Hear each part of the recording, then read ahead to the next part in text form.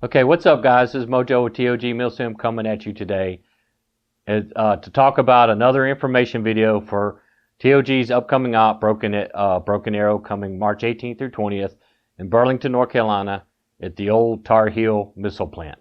Okay, now, we've been getting a lot of questions on the website talking about the joules and semi-auto versus full auto engagement distances and everything, so I want to go over this with y'all. All guns that are 1.55 joules and below, which is 366 FPS with a 25 gram BB, have a 0 MED, meaning no engagement distance. Now, this is a semi-only event, meaning that no guns are allowed full auto except for support weapons. Support weapons are the only guns that are allowed full auto, and it's going to be outdoors only, so no full auto in the buildings. So what constitutes a support weapon? Well, let me say that an M4 with a box mag is not a support weapon. An AK-47 with a box mag is not a support weapon. What is a support weapon? A support weapon is any gun that was used in the military as a support weapon, such as your M60, your 249 saw, RPKs, etc., etc. So if it was used in the military as a full auto support weapon, that would constitute a support weapon in this game. Okay. Now, so to reiterate, support weapons can be full auto as long as they're 1.55 joules and below. Okay. And again, you're only going to be full auto outdoors. So inside of the building, there will be no full auto. You'll be semi only. So if your support weapon does not have a semi-auto mode, you will need a backup, either a pistol or another backup gun to use when you enter inside of a building. Okay, now, all guns that chrono 1.56 joules to 2 joules is our DMR class, and they're restricted to semi-only, and they have a 100-foot MED, and full auto must be locked out, meaning their gun has no full auto capability. Okay, now everything 2.1 joules to 2.89 joules is the sniper class, bolt action only. So if your gun chronos between 2.1 and 2.89 joules, it needs to be a bolt action rifle. If not, if it's not a bolt action rifle, if it's an AEG, you will not be allowed to field it in this game. Okay, now let's talk about snipers and DMRs.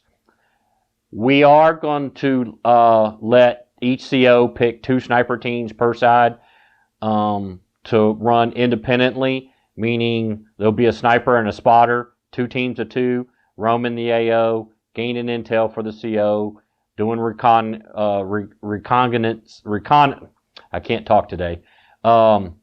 reconnaissance, and feeding intel back up the chain of command. So I do want to talk about this for a second. Seeing that snipers have a 100-foot MED semi-only, there are 2 buildings in the AO that will be marked when we do the game map that have roof access that players are allowed to get on the roof. Both of these buildings have safety rails around the roof of the building, and players will be allowed to get up there. So snipers can get up on these roofs.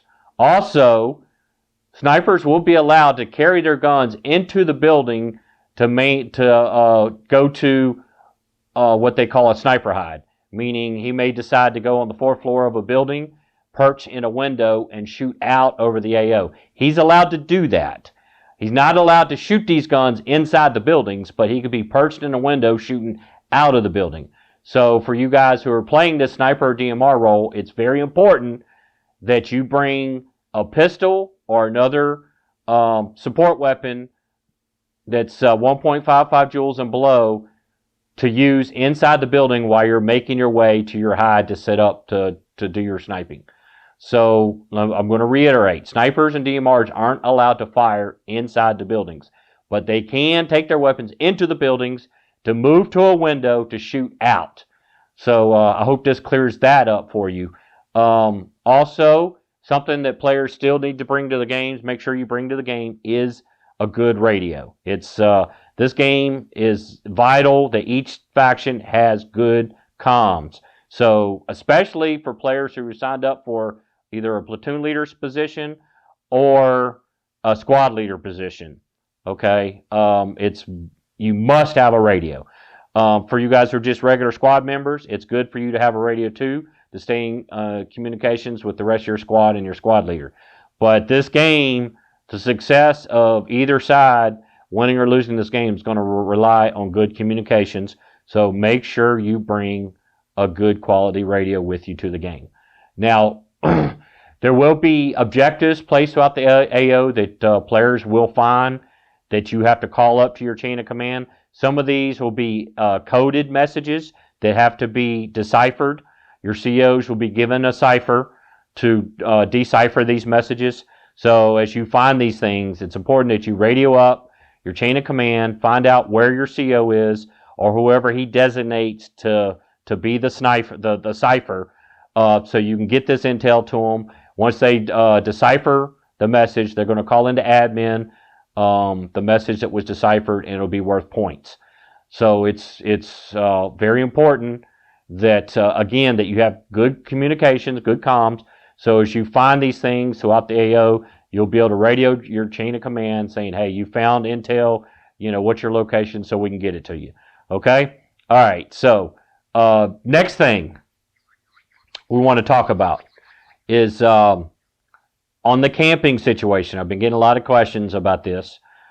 You are allowed to bring a generator if you have one, okay? It just needs to be set up outside the building and run an extension cord into the building. Now, we've been getting a lot of questions. Will there be places for players to charge the batteries and whatnot? As TOG, we are going to try to bring a generator that we have to run certain things as a staff. If there is room to set up a charging station for the players, we will do that. I won't know until game weekend if we're going to have room to set up a charging station for the players. So it's best, my advice is to all the players, bring 2 batteries for your guns, bring 2 batteries for your radios. If your gun runs off a LiPo, 1 LiPo battery will last you all day. And then, so bring 2 batteries, 1 for each day of play. Also bring 2 radios, batteries. If you have the rechargeable radios. If not, they take AAA or whatever. Just bring extra batteries for your radios. So I hope these clear up some of the questions for you guys. Stay tuned to the website. We're constantly updating and putting out more information such as this video. Registration is open. Right now, the cost is $75 to pre-register through February 15th. After February 15th, the cost goes up to $85. So we are filling up pretty quick now. I want you guys to make sure you get on board and get your chance to play in this Virgin AO there's never been airsoft at this building before. Don't know if it'll ever be again. We're hoping so, but there's no guarantee. So the owner of the place does have it for sale. So if he sells it after this game, then there will be no more airsoft there, unless the new owner, wants to do that. So now is your chance to jump on board and lock in your spot for this great game. So again, I hope these answers some of your questions. So we'll be coming out with more information as as the game date draws closer. So until then, this is Mojo signing off, reminding everybody, magazines out of guns, except the field of play. And by all means, guys, have fun out there. We'll see you soon.